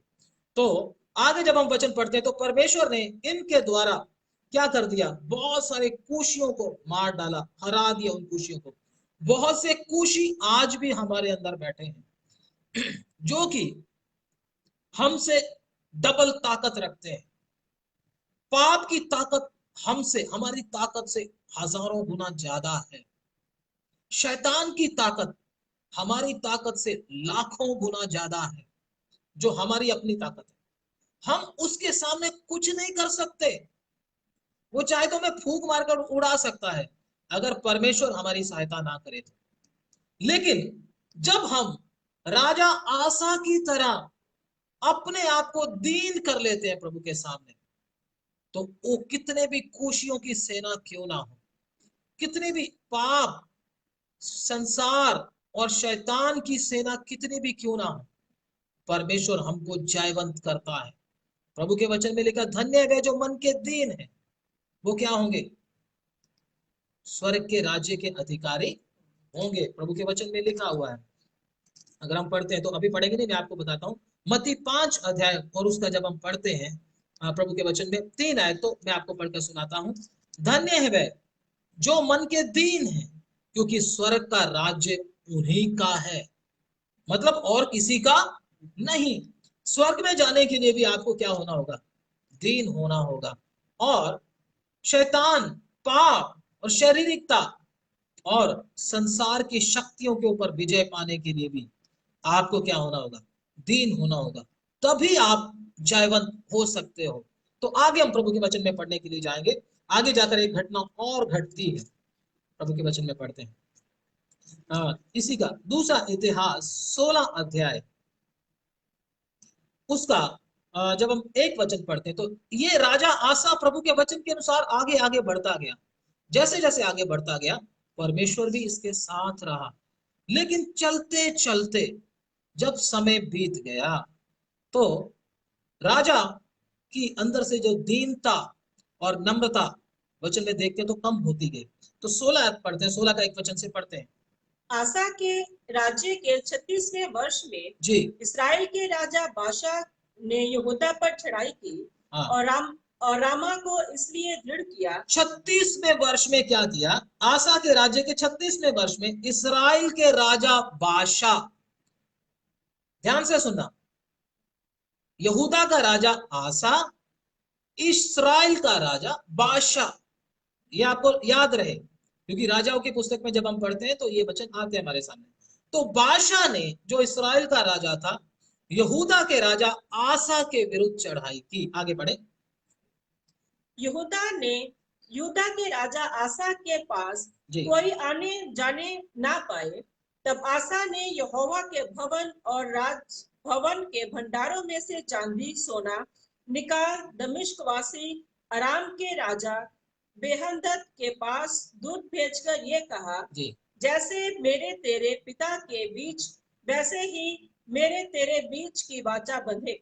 देख, मैं तेरे पास चांदी सोना भेजता हूँ, इसलिए आ इस्राएल के राजा बादशाह के साथ की अपनी वाचा को तोड़ दे, ताकि वह मुझसे दूर हो। अब ये क्या हो रहा है, इस्राएल का राजा आसा, यहूदा का राजा आसा क्या कर रहा है, इधर प्रभु के वचन में देखते हैं। तो दमिश्क वासी अराम के राजा बेहंदद के साथ क्या कर रहा है, एक समझौता कर रहा है। उसके साथ क्या कर रहा है, एक वाचा बांध रहा है और इस्राएल के खिलाफ किसको करने की ये कोशिश कर रहा है, राजा, जो इनका राजा है उसका नाम बेहदद, इस्राएल के खिलाफ, राजा बादशाह के खिलाफ उसको करने की कोशिश कर रहा है। क्या करके, उसके साथ वाचा बांधकर उसके खिलाफ करने की कोशिश कर रहा है, क्योंकि ये इस्राएल के राजा बादशाह से डर रहा था। कौन? आसा, यहूदा का राजा आसा इस्राएल के राजा बादशाह से डर रहा था। तो डरने के कारण इसने क्या किया, दूसरे राजा, अन्य जाति राजा के साथ क्या किया, इसने समझौता किया। तो आगे पढ़ेंगे, फोन को म्यूट रखेंगे प्लीज। बेन्हदद ने राजा आसा की ये बात मानकर अपने दलों के प्रधानों से इस्राएली नगरों पर चढ़ाई करवाकर इयोनतान, अबेलमेम और नप्ताली के सब भंडार वाले नगरों को जीत लिया। हाँ, तो इसने क्या किया, उसके साथ मिलकर दलों के इस्राएली नगरों पर क्या किया, उसने चढ़ाई की। बेन्हदद ने राजा आसा के साथ यह बात मानकर अपने दलों के प्रधानों से इस्राएली नगरों पर चढ़ाई करवाकर इनके ऊपर चढ़ाई करवा दी। किसके विरुद्ध? राजा बादशाह के विरुद्ध। इस्राएल के ऊपर चढ़ाई करके क्या कर लिया, राजा बादशाह को हरा दिया गया और बहुत कुछ उसका सामान उठा लिया गया और उसको हरा दिया गया। किसके द्वारा? अराम के राजा के द्वारा। किसने? राजा आसा ने। वही राजा आसा जो पहले सर्वशक्तिमान परमेश्वर के ऊपर भरोसा करता था, हर बात परमेश्वर से पूछ कर करता था, सब अच्छे अच्छे काम उसने किए प्रजा के लिए भी और परमेश्वर के लिए भी। आज जब समय बीत गया तो ये इसका भरोसा किसके ऊपर हो गया? अन्य जाति राजा के ऊपर हो गया, एक मनुष्य के ऊपर हो गया। जब इसका भरोसा मनुष्य के ऊपर हो गया, इसका काम तो पूरा हो गया, लेकिन आगे हुआ क्या? आगे पढ़ते प्रभु के वचन में 7 वचन 16 का 7। उस समय हनानी दर्शी यहूदा के राजा आसा के पास जाकर कहने लगा, तूने जो अपने परमेश्वर यहोवा पर भरोसा नहीं रखा वरन अराम के राजा ही पर भरोसा रखा है, इस कारण अराम के राजा की सेना तेरे हाथ से बच गई है। हाँ, तो क्या हुआ? परमेश्वर के दास जब हनानी दर्शी यहूदा के राजा आसा के पास गया, वो कहता तूने परमेश्वर के ऊपर भरोसा नहीं रखा, तुझे तो परमेश्वर के ऊपर भरोसा रखना चाहिए था, तूने परमेश्वर के ऊपर भरोसा नहीं रखा, लेकिन तूने उस राजा के ऊपर भरोसा रखा। राजाओं के ऊपर भरोसा रखने के कारण क्या हो गया? उसकी सेना क्या हो गई? तेरे हाथ से बच गई। परमेश्वर इसको पूरी तरह से विजय दिलवाना चाहता था। किसके ऊपर? इजराइल के ऊपर भी, क्योंकि इजरायली लोग परमेश्वर से दूर हट चुके थे। तो परमेश्वर इसको अपनी सामर्थ के द्वारा ही विजय दिलवाना चाहता था, लेकिन इसने परमेश्वर के ऊपर भरोसा नहीं रखा, अराम के राजा के ऊपर भरोसा रखकर उनके ऊपर हमला किया और उनको जीत लिया। और परमेश्वर ने अपने दास हनानी दर्शी को भेजा, जो कि क्या कर रहा है? इसको परमेश्वर का वचन बता रहा है। क्या वचन बता रहा है? आगे बढ़े। क्या कुशियों और लूबियों की सेना बड़ी ना थी, और क्या उसमें बहुत से रथ और सवार ना थे? परमेश्वर का दास क्या बोल रहा है? परमेश्वर से आज्ञा पाकर कहता, कुशियों की सेना को क्या मैंने नहीं हराया? क्या तुमसे डबल नहीं थे वो? क्या मैंने तुमको पहले जीत नहीं दी? हाँ, तो भी तूने यहोवा पर भरोसा रखा था, हाँ, इस कारण उसने उनको तेरे हाथ में कर दिया। जी, देख, यहोवा की दृष्टि सारी पृथ्वी पर इसलिए फिरती रहती है जी, कि जिनका मन उसकी ओर निष्कपट रहता है, उनकी सहायता में वे अपनी सामर्थ्य दिखाए। हाँ। परमेश्वर क्या देखता रहता है कि कौन मुझ पर भरोसा रखता है, कौन दीनता के साथ मेरे चरणों में रहता है, कि मैं अपनी सामर्थ को उसके ऊपर प्रकट करूं। बहुत सारे लोग सवाल करते हैं, आज पर पहले परमेश्वर बहुत बड़े बड़े काम करता था अपने सेवकों के द्वारा, अपने दासों के द्वारा, अपनी कलीसियाओं के द्वारा, अपने लोगों के द्वारा, आज क्यों नहीं करता? मैं आपको बोलता हूं, आज वो दीनता दिखाई नहीं देती। बहुतों को अपने ज्ञान के ऊपर घमंड है, बहुतों को अपने आत्मिक लेवल के ऊपर घमंड है, बहुतों को नॉलेज के ऊपर घमंड है, बहुतों को अपनी बुद्धि के ऊपर घमंड है, बहुतों को अपने पैसे के ऊपर घमंड है, बहुतों को अपनी पढ़ाई लिखाई के ऊपर घमंड है, बहुतों को अपने गाने के ऊपर घमंड है। घमंड होने के कारण परमेश्वर वो काम नहीं करता जो परमेश्वर को करना है हमारे साथ होकर। परमेश्वर चाहता है कि वो अद्भुत तरीके से काम करे, लेकिन हम वो काम नहीं करते जो परमेश्वर को चाहिए। हम अधीन नहीं होते, दीन नहीं बनते परमेश्वर के सामने। आगे पढ़े जल्दी से। तूने ये काम मूर्खता से किया है, जी, इसलिए अब से तू लड़ाइयों में फंसा रहेगा। प्रभु का वचन कहता तूने मूर्खता से ये काम किया है। उस राजा की सलाह लेकर, उस राजा की सहायता लेकर तूने मूर्खता से काम किया है। अब तू लड़ाइयों में ही फंसा रहेगा। जब हम भी परमेश्वर के ऊपर भरोसा नहीं करते, मनुष्यों के ऊपर भरोसा कर लेते हैं, परिस्थितियों के ऊपर भरोसा कर लेते हैं, परमेश्वर हमको भी क्या करता है, हमारी बुद्धि के ऊपर ही छोड़ देता है। आज बहुत सारे विश्वासी लोग, परमेश्वर ने जब हमको बोला मैं तेरी सहायता करूंगा, मैं तेरे साथ साथ रहूंगा, चाहे हमारे जवान बहन भाइयों के लिए शादी का विषय हो, प्रभु क्या कहता है, मनुष्य का अकेला रहना ठीक नहीं, मैं उसके लिए एक सहायक बनाऊंगा। तो हम हमारे जवान बहन भाइयों को, लड़के और लड़कियों को क्या चाहिए? परमेश्वर के ऊपर भरोसा रखना। मैं पहले भी परमेश्वर के ऊपर भरोसा रखता था या रखती थी, आज भी मेरा पूरा भरोसा मेरे परमेश्वर पर ही है।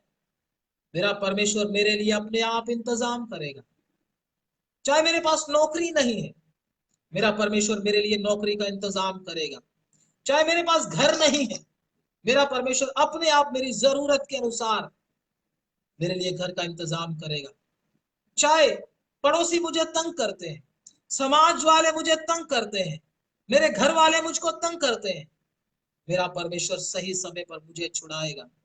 तो ये हमेशा परमेश्वर के ऊपर, इन बातों के लिए, बहुत सारे विषयों के ऊपर जब हम परमेश्वर के ऊपर भरोसा रखते रहते हैं, उससे आगे पीछे दाएं बाएं नहीं मुड़ते, तो क्या होता है, परमेश्वर हमारी सहायता करते हैं। अगर हम अपने दिमाग से, अपनी बुद्धि से, परमेश्वर पता नहीं करेगा कि नहीं करेगा, लड़की तो बूढ़ी हो रही है, परमेश्वर पता नहीं करेगा कि नहीं करेगा, लड़का तो बूढ़ा हो रहा है, पता नहीं अब होगा या नहीं होगा, शादी होगी या नहीं होगी, हम तो वचन से, वचन को छोड़कर दूसरी तरीके से हम कर लेंगे, कोई बात नहीं। याद रखना, आप परमेश्वर की व्यवस्था को छोड़कर, परमेश्वर के वचन को छोड़कर दूसरे तरीके से, दूसरा तरीका, दुनिया का तरीका अपनाने की कोशिश करोगे तो परमेश्वर आपसे दूर हट जाएगा। परमेश्वर का दास समसून भी ये सोचता था, क्योंकि परमेश्वर उसकी सहायता हमेशा कर रहा था, ये सोच रहा था कि परमेश्वर उसके साथ होगा। लेकिन एक समय आया, उसने सोचा परमेश्वर के साथ होगा उसके, परमेश्वर, लेकिन वो नहीं जानता था कि परमेश्वर उससे दूर हट गया, चला गया परमेश्वर से। अगर आप भी परमेश्वर के ऊपर भरोसा छोड़कर अपनी ही इच्छा के अनुसार, इंसानों के पीछे लग के, समाज के पीछे लग के, दुनिया के पीछे लग के, उसी के व्यवहार के अनुसार, उन्हीं के रीति रिवाजों के अनुसार चलते रहोगे, तो याद रखना, ज्यादा देर परमेश्वर आपके साथ खड़ा नहीं होगा। एक समय आएगा, परमेश्वर आपसे दूर हट जाएगा। फिर हमारी हालत वो होगी जो इस राजा की हुई थी और उस समसून की हुई थी।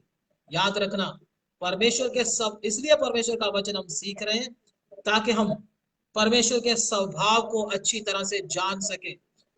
ये कोई पास्टर का वचन नहीं है, ये मेरा वचन नहीं है। हमें परमेश्वर ने जो दिया है, आपको सच सच वही बता देना कि किस प्रकार परमेश्वर का स्वभाव है। कृपया आप परमेश्वर की व्यवस्था के साथ, परमेश्वर के साथ खेलने की कोशिश ना करें। वो अपने कानून का पक्का है। अगर आप उसकी व्यवस्था के ऊपर, आप उसके वचन के ऊपर, उसके ऊपर भरोसा करके आप अपने जीवन को बिताएंगे कि हमारा परमेश्वर सब काम करने की शक्ति रखता है, मुझे सब मुसीबत से निकालने की शक्ति रखता है, तो अपने आप को दीन करके रखेंगे, तो परमेश्वर अवश्य पूरा जीवन भर, बूढ़े होने तक, बाल पकने तक आपकी सहायता करता ही रहेगा। इसलिए यह वचन हमारी चेतावनी के लिए है। परमेश्वर ने उसका साथ छोड़ दिया। आगे जल्दी से पढ़ेंगे। देख, यहोवा की दृष्टि सारी पृथ्वी पर इसलिए 10 वचन। तब आसा दर्शी पर क्रोधित हुआ और उसे काट में ठुकवा दिया। जब उस परमेश्वर के दास ने जो वचन उसको बताया तो ये उस दास के ही खिलाफ में हो गया। आज भी जब बहुत लोगों को सच्चाई का वचन दिया जाता है तो वो परमेश्वर के सेवकों के विरुद्ध बुड़बुड़ाना शुरू कर देते हैं। मेरे भाई मेरी बहन, चाहे आप कितना भी बुड़बुड़ाएं, आप परमेश्वर के हाथ से बच नहीं सकते। हम तो परमेश्वर के हाथ में हैं। हमने तो आपको सच सच बताना है, क्योंकि अगर हम सच नहीं बताएंगे तो परमेश्वर हमको अपनी जगह से हटाकर किसी और को खड़ा करेगा। हम आपके दुश्मन नहीं है, हम आपके भाई हैं, लेकिन जो हमको परमेश्वर बताता है, हमको तो आपको सच सच बताना पड़ेगा। तो परमेश्वर के दास ने उसको सच सच बताया था, उसके फायदे के लिए बताया था। लेकिन उस राजा ने क्या किया? राजा आसा ने क्या किया? परमेश्वर के दास को ही पकड़कर काट में ठुकवा दिया, उसका ही बैरी बन गया। आगे पढ़े। क्योंकि वह उसकी ऐसी बात के कारण उस पर क्रोधित था, उसी समय से आसा प्रजा के कुछ लोगों पर अत्याचार भी करवाने लगा। हाँ, उसी समय से राजा का स्वभाव बदलना शुरू हो गया।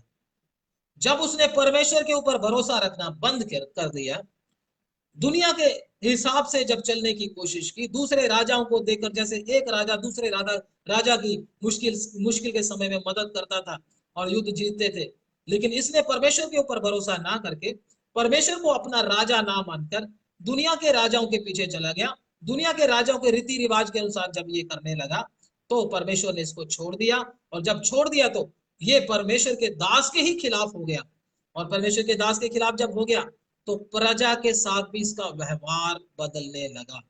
मतलब इसके व्यवहार में चिड़चिड़ापन आ गया, ये चिड़चिड़ा हो गया। क्यों चिड़चिड़ा हो गया? क्यों? क्योंकि परमेश्वर की प्रेजेंस इसके ऊपर से हट गई। परमेश्वर की उपस्थिति जैसे शाऊल के ऊपर से हट गई थी। दाऊद को भाला मारने की कोशिश करने लगा, दाऊद का कत्ल करने के लिए वो तत्पर हो गया।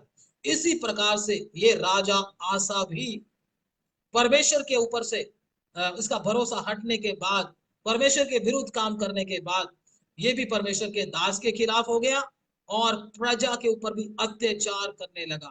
चिड़चिड़ेपन की आत्मा ने इसको आकर क्या कर लिया? अपने वश में ले लिया।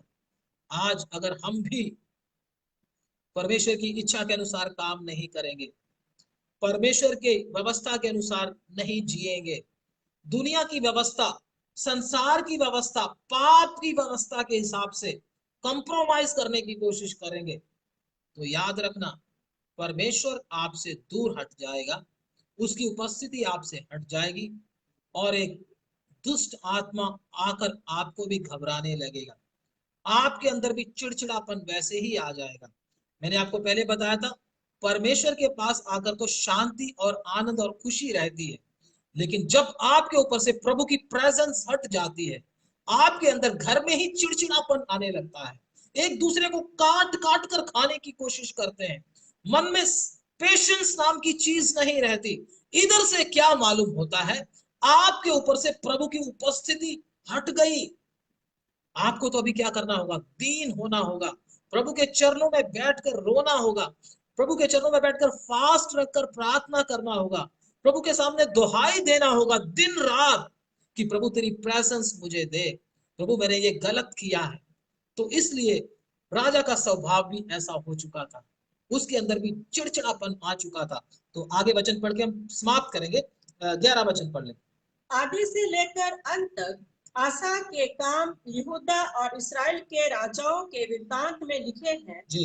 अपने राज्य के 39वें वर्ष में आसा को पांव का रोग हुआ और वह रोग अत्यंत बढ़ गया, तो भी उसने रोगी होकर यहोवा की नहीं वैद्यों ही की शरण ली। हाँ, अब इसको क्या हो गया? इसके राज्य के अब हम समाप्त करने के लिए जा रहे हैं, अभी बंद करने के लिए जा रहे हैं, तो ध्यान से सुनना जितना भी हम सीखेंगे।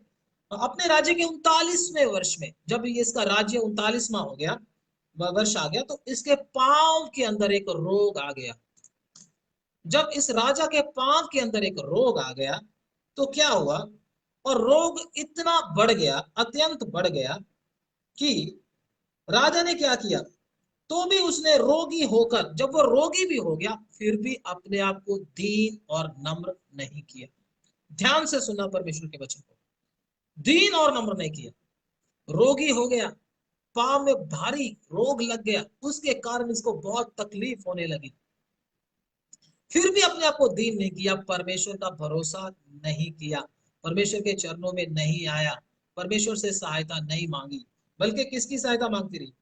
वैद्यों की ही शरण में गया। वैद मतलब डॉक्टर्स के पास, डॉक्टरों की ही सहायता लेने के लिए गया ये। क्यों? क्योंकि इसका भरोसा परमेश्वर पर से उठ चुका था, इसको परमेश्वर के ऊपर भरोसा नहीं रहा था। हम में से भी बहुत सारे लोग ज्यादा भरोसा किसके ऊपर ही रखते हैं? परमेश्वर के ऊपर नहीं, डॉक्टरों के ऊपर ही भरोसा है। बहुत सारे लोग ये भी बोलते हैं डॉक्टर ही परमेश्वर है, डॉक्टर ही भगवान का दूसरा नाम है। ये अन्य जाति लोग बोलते हैं। डॉक्टर सिर्फ कोशिश करता है, लेकिन आपको चंगा कौन करता है? यहोवा ही चंगा करता है। याद रखना इस बात को। तो हमारा सबका भरोसा किसके ऊपर होना चाहिए? डॉक्टरों के ऊपर नहीं, परमेश्वर के ऊपर ही भरोसा होना चाहिए। तो मैं आपको ये नहीं कह रहा कि आप जो लोग नए हैं, जो वो लोग दवाई वगैरह ना खाएं, कि डॉक्टर के पास ना जाए, ये नहीं बोल रहा। लेकिन जो लोग जिनका भरोसा पूरा परमेश्वर के ऊपर नहीं है, वो लोग ऐसा कर सकते हैं। लेकिन मैं आपको बोलता हूँ हमारा स्टैंडर्ड क्या होना चाहिए? पूरा पूरा भरोसा मेरा किसके ऊपर हो?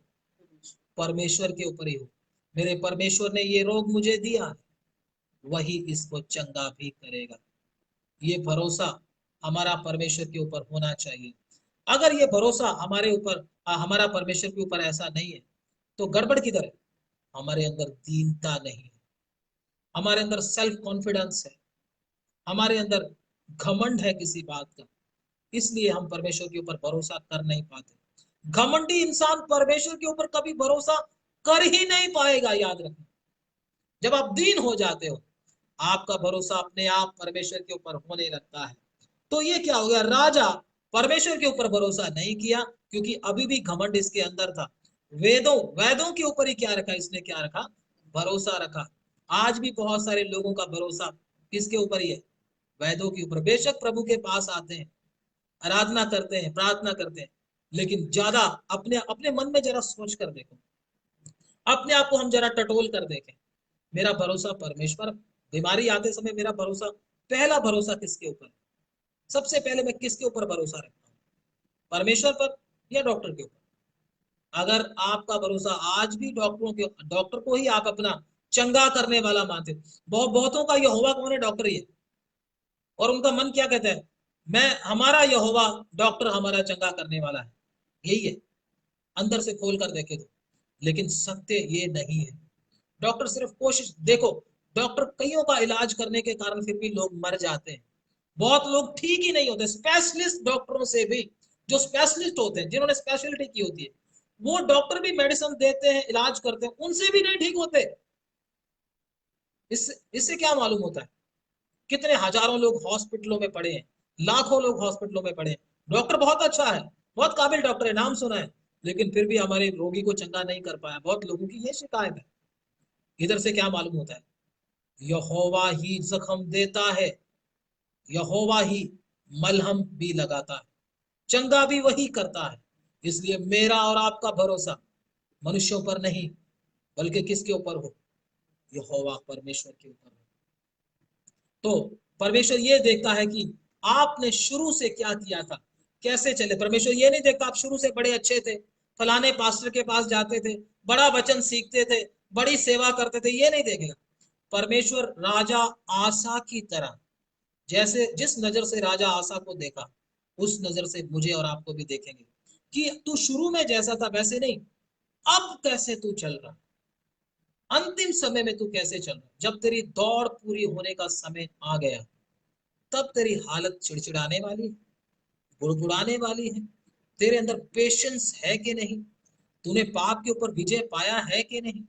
तेरे अंदर खुशी है, तेरे अंदर आनंद है, तेरे अंदर प्रभु के ऊपर भरोसा है? अगर नहीं है तो प्यारे सेवक, प्यारे विश्वासी, चाहे आप कितने भी पुराने सेवक क्यों ना हो, चाहे आप कितने भी पुराने विश्वासी क्यों ना हो, मैं आपको प्रभु की हजूरी में बैठा हुआ एक बात बोलना चाहता हूँ, घमंड के साथ नहीं, प्रभु के वचन के अनुसार। आपका भरोसा परमेश्वर के ऊपर से उठ चुका है, कारण क्या है? आपके अंदर दीनता समाप्त हो चुकी है। आप घमंडी है अंदर से, आपको पुराने होने का घमंड है, आपको अपनी नॉलेज के ऊपर घमंड है, आपको अपने एक्सपीरियंस के ऊपर घमंड है। इसलिए याद करें प्रभु के सामने, इस जो राजा है इसके जीवन को देखें जो हमारे लिए चेतावनी का विषय बना हुआ है। तो हमको भी क्या करना है? हमारे परमेश्वर ने हमको मौका दिया है। परमेश्वर हमारे पहले के जीवन को नहीं देखेगा। जब राजा आसा भी बहुत अच्छे से चलता था, परमेश्वर के वचन के अनुसार काम करता था और परमेश्वर भी इसके साथ वफादार था, लेकिन प्रभु क्या देख रहा? अब इस समय में, आज 2020 में तुम कैसे चल रहे? 2020 में तुम्हारा भरोसा वैसे ही है, तुम्हारा चाल चलन वैसे ही शुद्ध है, तुम्हारे अंदर वैसा ही आनंद है, तुम्हारे अंदर वैसे ही आत्मा की भरपूरी है। तुम कैसे हो? ये जरा हम अपने आप को चेक करके देखें। अगर हम अपने आप को चेक नहीं किया तो समय निकल जाएगा। आगे जल्दी से पढ़ के समाप्त करते हैं। अंत में आसा अपने राज्य के 41वें वर्ष में मर के अपने पुरखाओं के साथ सो गया। जब बीमार हो गया, अपने आप को दीन फिर भी नहीं किया, ढीठ बन गया। क्या हो गया? अंत में मर गया, अपने पुरखाओं के संग चला गया। हाँ, तब उसको उसी की कब्र में जो उसने दाऊदपुर में खुदवा ली थी मिट्टी दी गई। उसको मिट्टी दी गई, बाद में उसको मिट्टी दे दी गई। हाँ, और वह सुगंध द्रव्यों और गंधी के काम के भांति भांति के मसालों से भरे हुए एक बिछौने पर लिटा दिया गया और बहुत सा सुगंध द्रव्य उसके लिए जलाया गया। इस राजा की शुरुआत को हम देखते कितनी अच्छी थी, लेकिन इसका अंत कितना दुखदायक हुआ।